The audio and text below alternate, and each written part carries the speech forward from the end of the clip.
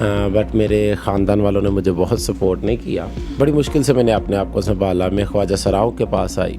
नायाब से मिलने के बाद मेरे अंदर एक मुख्तलिफ चेंज आया. अगर बैगर के पास जाओगे बैगर बन जाओगे, सेक्स वर्कर के पास जाओगे सेक्स वर्कर बन जाओगे, रकासा के पास जाओगे रकासा बन जाओगे. माँ एक ऐसा रिश्ता है जो मुखलिस रिश्ता है. देखें कि आखिरी दम तक भी उनकी हसरत होती है कि मैं अपनी माँ बाप से मिल लूँ.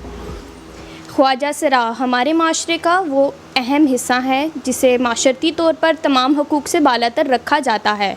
ख्वाजा सरा वो लफ्ज़ है जिसे माशरे में मायूब और कमतर समझा जाता है, लेकिन खुदा ताला की तख्लीकी नाकदरी करने वाले हम कौन होते हैं.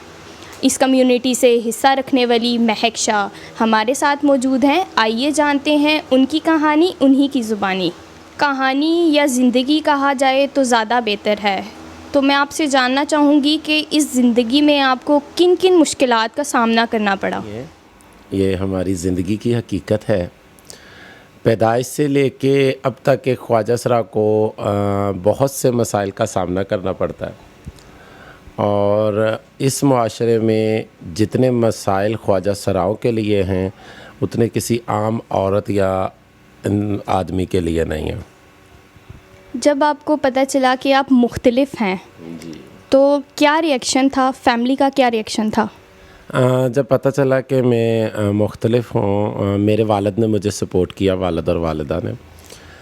बट मेरे ख़ानदान वालों ने मुझे बहुत सपोर्ट नहीं किया, और मेरी छोटी उम्र थी, मैं 6वीं 7वीं में पढ़ती थी, वालिद साहब की डेथ हो गई. उसके बाद मेरे ख़ानदान वालों ने मेरा वो हाल कर दिया कि मैं आपको बता नहीं सकती. बड़ी मुश्किल से मुझे घर से निकाल दिया, मेरी जायदाद अपने नाम करवा ली और मैं घर से निकल गई. बड़ी मुश्किल से मैंने अपने आप को संभाला. मैं ख्वाजा सराओं के पास आई. वहाँ पे मैंने ख्वाजा सराओं के साथ भीख मांगी, नाचना शुरू किया. करते करते मैं नायाब से मिली. नायाब से मिलने के बाद मेरे अंदर एक मुख्तलिफ चेंज आया. उस चेंज में ये था कि मैंने बेगिंग भी छोड़ी, नाचना भी छोड़ा. मैंने अपनी पढ़ाई कंप्लीट की. नायाब ने मुझे हेल्प आउट किया. अभी भी मैं नाचती हूँ लेकिन बेगिंग नहीं करती. अल्लाह का शुक्र है, मुझे नायाब ने ये हौसला दिया कि तुमने बेगर नहीं बनना. आप एक सोशल एक्टिविस्ट हैं, तो अपनी कामयाबी और उस फेज़ से गुज़र के आना, उसके बाद एक नया सफ़र शुरू करना, इस बारे में कुछ बताएं. मेरी स्टडी जब कंप्लीट हुई तो चूँकि नायाब एक एक्टिविस्ट थी, तो उनको देख के फिर मेरा दिल करता था कि नहीं, मैंने भी कोई काम करना है, मेरा भी कोई नाम हो, लोग मुझे पहचाने. नाचते तो सब हैं, देखिए नाचते सब हैं, भीख भी मांगते हैं, बधाइयाँ भी लेते हैं, लेकिन एक डिफरेंट काम की वजह से जब लोग आपको पहचानते हैं ना, तो वो बहुत अच्छा लगता है कि नहीं, ये ख्वाजा सरा भी इस तरह आगे बढ़ सकता है. तो इसमें मैं समझती हूँ नायाब को मैं अप्रिशिएट करूँगी कि उनको देख के मेरे अंदर ये वलवला, ये हौसला पैदा हुआ कि मैंने भी एक एक्टिविस्ट बनना है. और फिर वक़्त के साथ साथ मुआशरा जहाँ आपको ऑन नहीं करता, फैमिलीज़ आपको ऑन नहीं करती, आपके चचा ताया, आपके मोहल्ले वाले आपको ऑन नहीं करते, घरों से निकाल देते हैं. फिर आप जिस मुआशरे में रह रहे हैं वो मुआशरा आपको ऑन नहीं करता. तो उस मुआशरे में रह के मैं समझती हूँ कि इस सफ़र तक पहुँचना, कि लोगों की मुश्किलात को हल करना, ये बहुत मुश्किल है. और मुझे बहुत खुशी भी है कि मैं इस मुकाम पर खड़ी हूँ. कोई ऐसा वाक़या जो आज तक आप भूल ना सकती हों? बहुत से वाक़यात हैं. मेरी वालिदा जो कि अपने ख़ानदान की वजह से बहुत ज़्यादा तंग थीं, तो मुझसे मिलने से भी कासिर थीं. अभी तो हम मिलते हैं, चूँकि मैं इंडिपेंडेंट हूँ तो मैं उनको संभालती भी हूँ. बीमार रहती हैं, अल्लाह पाक उनको सेहत दे. तो एक वो वाक़या है कि अम्मी जो हैं वो मेरे लिए मिलने के लिए तरसती थी और मैं उनके लिए तरसती थी. और जो दूसरा वाक़या है वो ये है कि मैं और नायाब, मेरा एक्टिविस्ट का स्टार्टिंग का दौर था. मेरी एक फ्रेंड थी, वो कत्ल हो गई थी. तो मैं वहाँ पर पहुँची तो मैंने देखा कि جتنے خاندان والے ہیں جو لوگوں نے ساری زندگی اس کو آن نہیں کیا، وہی والدین وہاں پہ بیٹھ کے رونے کی بجائے کہ ان کی جوان اولاد جو ہے تو وہ دنیا سے چلی گئی ہے، تو وہ رونے کی بجائے ہمیں کہہ رہے تھے کہ اس کی گھر کی چابیاں کہاں ہیں، اس کے بینک اکاؤنٹ کی کاپی کہاں ہے، اس کا ATM کہاں ہے، اس کی انگوٹھیاں کہاں ہیں۔ تو وہ میرے لیے ایک بہت ایسا مسئلہ تھا کہ میں آپ کو بتا نہیں سکتی۔ یہ بات مجھے 3 دن اس بات نے مجھے رلایا کہ کیا ہم لوگوں کا کوئی نہیں۔ کامیابی کی بات کریں تو آپ ایک سوشل ایکٹیوسٹ کے ساتھ ہیں، ایک سوشل ایکٹیوسٹ ہیں، تو آپ کامیابی اور یہ تعلیم اور اس سفر کے بارے میں کیا کہیں گی؟ جی کہ چونکہ نایاب کو دیکھ کے مجھے یہ شوق چڑھا کہ میں نے بھی اپنے آپ کو ایک ڈیفرنٹ لیول پہ لے کے جانا ہے کہ لوگ مجھے ایز اے رقاصہ یا ایز اے بیگر یا ایز اے سیکس ورکر نہیں دیکھیں، بلکہ لوگ مجھے دیکھیں کہ یہ بھی اپنی کمیونٹی کے لیے کچھ کر رہی ہے، لڑ رہی ہے۔ تو یہ ساری جو کامیابیاں ہیں ان کا جو ہے وہ میں جو کہتے ہیں کہ کریکٹر، یعنی کہ جس کو یہ سارا شے جاتا ہے تو وہ نایاب ہے، کیونکہ نایاب کو دیکھ کے ہی میں انسپائر ہوئی اور میں یہاں تک پہنچی، اور ایکٹیوسٹ کا سفر میں نے ان کے ساتھ ہی کیا اور انہوں نے مجھے سکھایا، اور ہمارا جو TRCP ادارہ ہے اس کی بدولت ہم نے سپورٹ کیا گورنمنٹ کو، اور یہ جو پنجاب میں جتنے بھی تحفظ سینٹر کھلے ہیں یہ ہمارے ادارے کی طرف سے، اور اس میں as a victim support officer بھی سلیکٹ ہوئی ڈسٹرکٹ میاں والی میں۔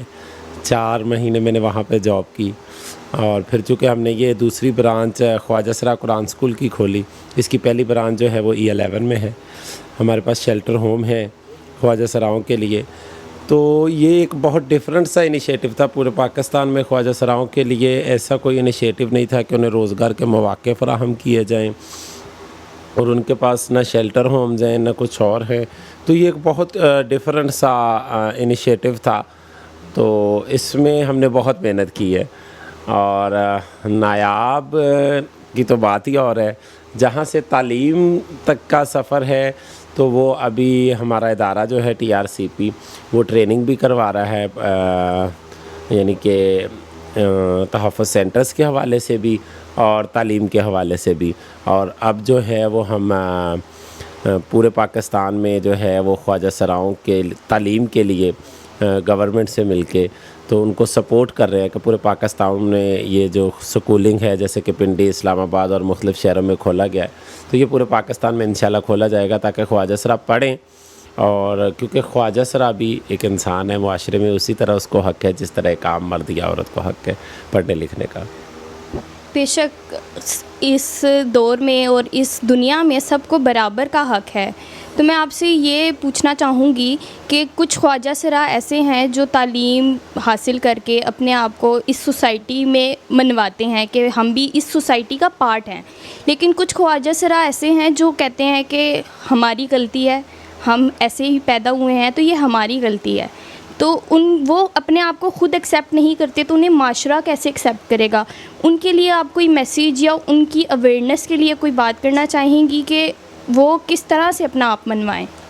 پتہ کیا بات ہے، میں اس میں سب سے پہلے یہ بات کروں گی کہ قرآن پاک کی ایک آیت ہے کہ جیسا پالنے والا ویسا پلنے والا۔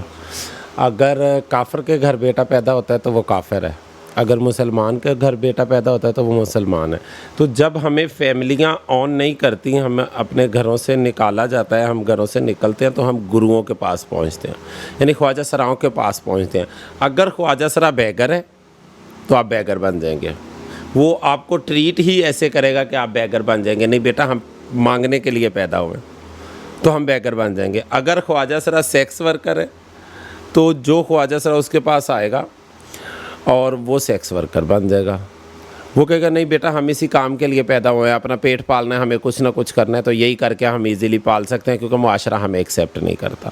اس میں سب سے زیادہ جو اہم کردار ہے وہ معاشرے کا ہے۔ اگر خواجہ سرا مانگ رہا ہے یا سیکس ورک کر رہا ہے یا ناچ رہا ہے یا رقاصہ ہے تو میں سمجھتی ہوں کہ یہ معاشرے کا ہی حصہ ہے، اور اگر ایک गुरु जो है ख्वाजा सरा है जिसके पास पहुंचते हैं हम बचपन में, तो वो रकासा है तो हम रकासा बनेंगे।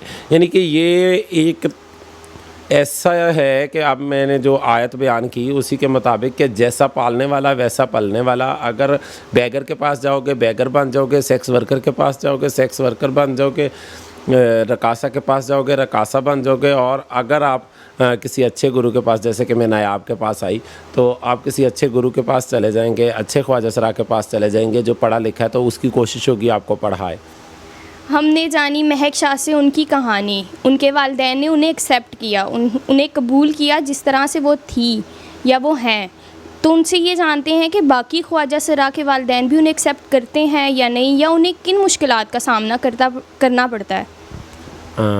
जी, इसके बारे में मैं यही कहूँगी, कोई भी माँ अपने बच्चे को, चाहे वो मर्द है या औरत है या ख्वाजा सरा, वो उसको ज़रूर एक्सेप्ट करती है, क्योंकि माँ एक ऐसा रिश्ता है जो मुखलिस रिश्ता है। अलबत्ता जो ख्वाजा सरा होते हैं उनके वालिदैन उन्हें एक्सेप्ट नहीं करते, और माँ अपनी इज़्ज़त बचाने के लिए, अपने खावंद का रिश्ता बचाने के लिए, यानी खावंद के साथ रहने के लिए, इस रिश्ते को बरकरार रखने के लिए अपनी औलाद से दूर हो जाती है। तो ज़्यादातर मैंने नहीं देखा कि वालिदैन सपोर्ट करते हैं। मेरी छोटी उम्र में वालिद की डेथ हो गई और उसके बाद मेरी फैमिली ने मुझे मिलने नहीं दिया, और मैं वालदा से तकरीबन 7 साल बाद मिली। तो आप अंदाज़ा करें कि मैंने जितने भी ख्वाजा सरा देखे हैं, वालिदैन उनको, उनके वालिद एक्सेप्ट नहीं करते और वालिदा मजबूर होती हैं और वो उनको मिल नहीं सकते। और कुछ ख्वाजा सरा ऐसे मजबूर होते हैं, मैंने देखे हैं कि आखिरी दम तक भी उनकी हसरत होती है कि मैं अपनी माँ बाप से मिल लूँ।